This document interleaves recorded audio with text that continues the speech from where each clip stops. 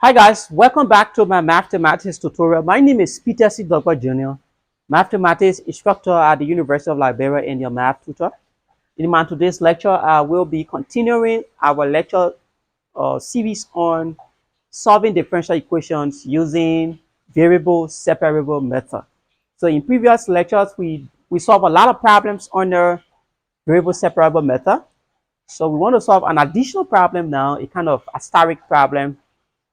Some some people call it some challenging problem. So we want to look at how we can apply the separation of variables on it. So we told you from past lectures that whenever you have a differential equations wherein it is possible to separate the variables, like for instance, if you have like x and y in a differential equation, if it's possible that you separate all of the expressions with x on one side of the equation and all of the expressions with y on the other side of the equation, then you can apply variable separable method by integrating both sides of the equation and find the general solution. So let's get started. Now we have question number 24, right? No, it's 23. It's 23. Okay. This 24, yeah. Okay. Question number 24. So we have this question 24. dy by dx plus y squared plus y plus 1 divided by x squared plus x plus 1 equals to 0. The first thing we need to do is so it shows that all of the expressions with x on one side and the ones with y on the other side. So we write, so the first thing we could think of doing is to just multiply this entire thing, since we want to get rid of these two denominators, by x squared plus x plus 1 times dx. So this time, this first term, you just left with dx. So it's like x squared plus x plus 1 times dy. And then this time, this, because the x will go out. This time, this, so this expression will carry this one out. So you just left with y squared plus y plus 1 dx equals, this time this is 0. Now we've gotten rid of the two denominators. Next thing is that we must send one set of variables one side and the others on the other side. So I'm going to maintain x squared plus x plus 1 dy. I'm going to maintain dy on the left hand side. And I send that expression across. So I have y squared plus y plus 1 dx. So there's the x. So every other variable here must be in x. So since it is not, I must divide both sides by y squared plus y plus 1. And similarly, since this is x and this is y, I must get rid of this one. X squared plus x plus 1. Remind you, must do the same on this side, y squared plus y plus 1. So what happens? We see that this carry this out, and this factor carry this factor out as well. So we now have dy all over y squared plus y plus 1 equals dx all over x squared plus x plus 1. Now the variables have been separated. We can integrate both sides. Looking at the denominator, we can complete the square. So we have dy all over y squared plus y. Now, half of this middle term's coefficient, the middle term coefficient is 1. So half of 1. And then if we square it, we're just going to get 1 over 4. So this is plus 1. Then we say 1 over 4 minus 1 over 4. So we add 1 over 4 and we subtract 1 over 4. The essence of doing this is to enable us factorize this denominator. So we do the same on this side, dx all over x squared plus x plus 1. The same 1 over 4 plus or minus 1 over 4. So if we can group y squared plus y plus 1 over 4, and then plus 1 minus 1 over 4, equals negative the integral of dx or over x squared plus x plus 1 over 4 minus, let's say, plus 1 minus 1 over 4. So you saw that we brought in a replacement for this 1 because we noticed that if we have x squared plus x plus 1, we cannot factorize this expression. So we want to complete the square so that we can be able to factorize this expression. So this is a method of completing the square. Take half of the middle term, square it, and then you add and subtract. So what happens? We have the integral of dy all over. So the first area now will be, now let's bring it down because it might not fit. You have the integral of dy all over. Now let's factorize it. So it's y times y. Y times y is y squared. And then 1 over 4, so we can open 1 over 4 up because we need two numbers. If we multiply, we're going to get 1 over 4. If we add those same numbers, we're going to get 1 because the coefficient of this y is 1. So those two numbers are 1 over 2 and 1 over 2. 1 over 2 times 1 over 2 is 1 over 4. 1 over 2 plus 1 over 2 is 1. So that works. And then what is left? 1 minus 1 over 4. So it's 4 times 1. 4 minus 1 is 3. So it's plus 3 over 4.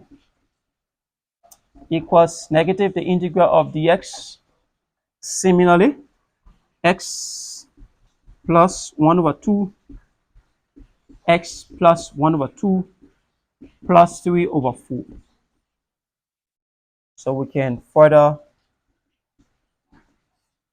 simplify 1 over 2 all square plus, now this 3 over 4 can be rewritten as the square root of 3 all over 2 all square, because the square root of 3 times the square root of 3 is just 3, and then 2 times 2 is 4. So it can be rewritten in this form.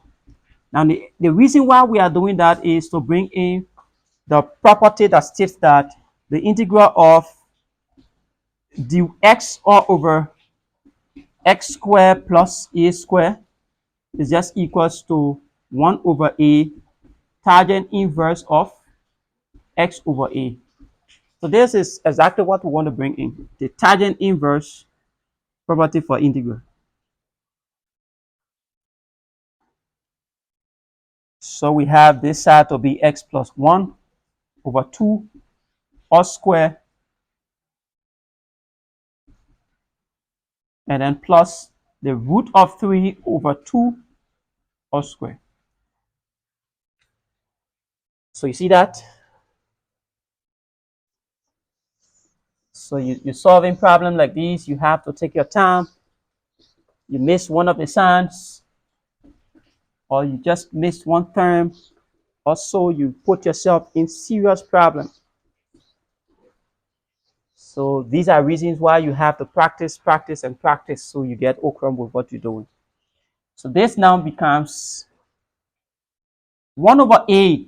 So what is a? A now is the root of 3 over 2. This is a.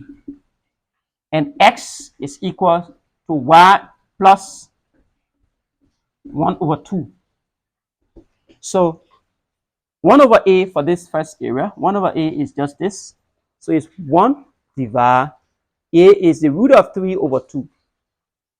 Tangent inverse of x over a. So this is x, y plus 1 over 2, and then over a, the root of 3 over 2.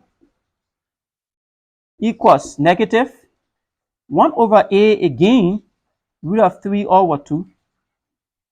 And what else? Tangent inverse of x plus 1 over 2 over the root of 3 over 2. Plus some arbitrary constant c. So this 2 comes up, it becomes 2 over 3 tangent inverse. Now you can simplify right there. You have 2 times y is 2y plus 1 all over 2 divided the root of 3 all over 2 equals, this 2 was in the numerator, 2 all over the root of 3 tangent inverse of 2 times x is 2x plus 1 all over 2 divided by the root of 3 over 2 plus some arbitrary constant c. So if we just change this sign to multiplication and reciprocate this, thereby saying 2 and then 3 goes down. So this 2 and this 2 will go out. We do the same here. We change this sign to multiplication and reciprocate. We have 2 over the root of 3. So this 2 and this 2 go out.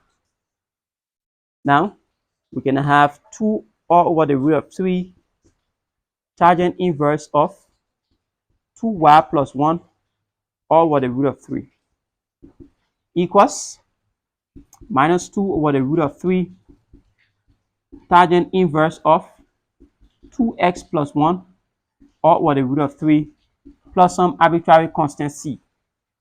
I want to get rid of this 2 or 3, 2 or 3. I can multiply this expression, leave this c portion out, because if I multiply it by c, I'm still going to rewrite it, you know. So this is just equals 2 over the root of 3. So I'm going to take the reverse, the root of 3 all over 2. So this time this whole thing just go out. You're left with tangent inverse of 2y plus 1 all over the root of 3 equals, this time this becomes negative tangent inverse of 2x plus 1 all over the root of 3.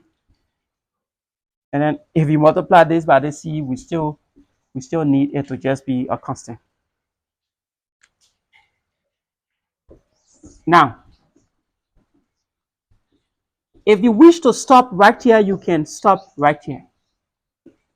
You can stop right here. It's okay. It's not a major problem. You can stop here. It's okay. But if you want to simplify it further, we can bring in the identity. We know that tangent inverse of x, or let's use 2 other variables now.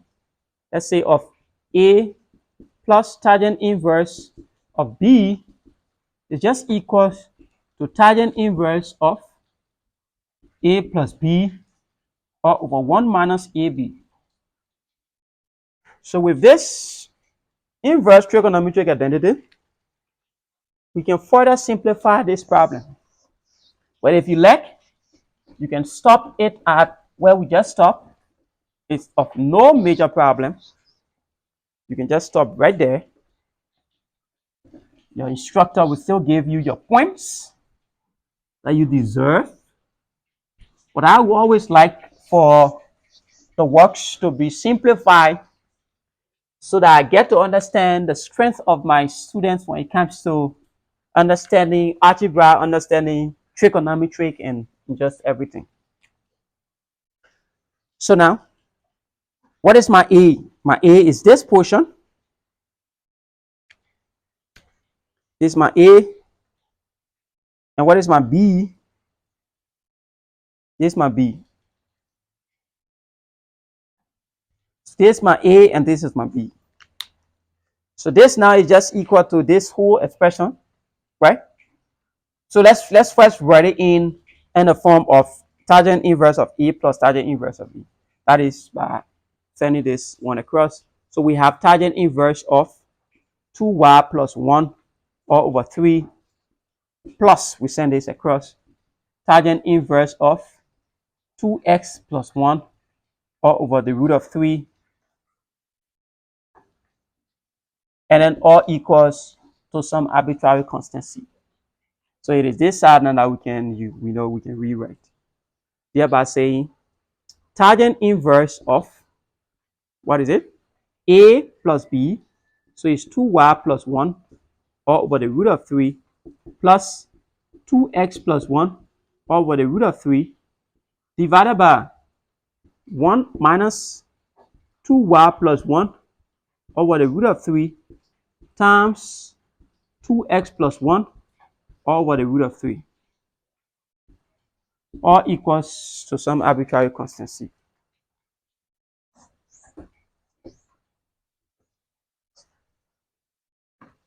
So we have tangent inverse. Let's simplify in here small. Tangent inverse of, so LCD is just the root of 3, and then you have 2y plus 1 plus 2x plus 1.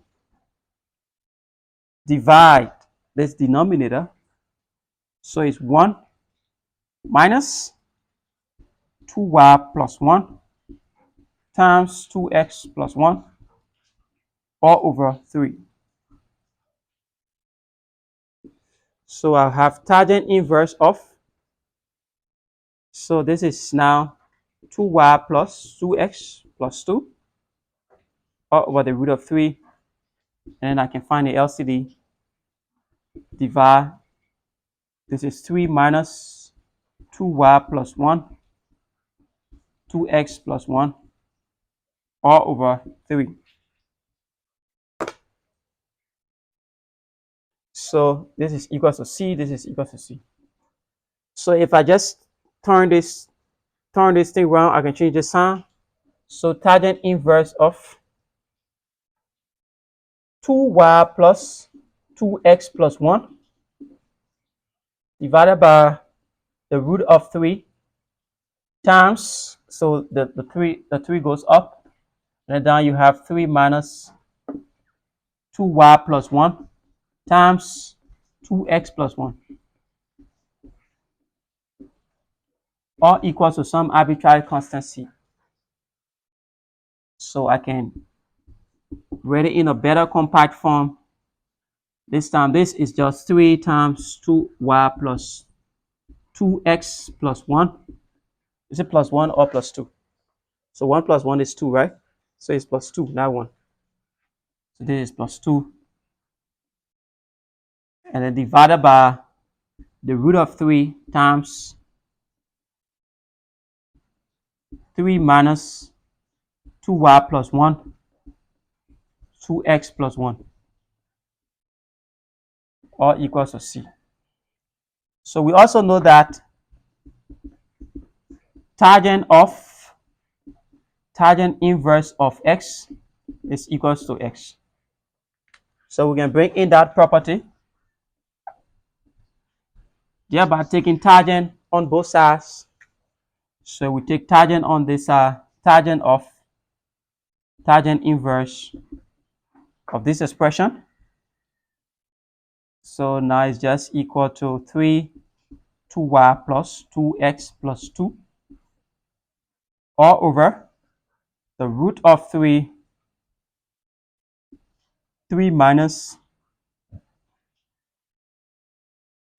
2y plus 1, and then 2x plus 1 equals,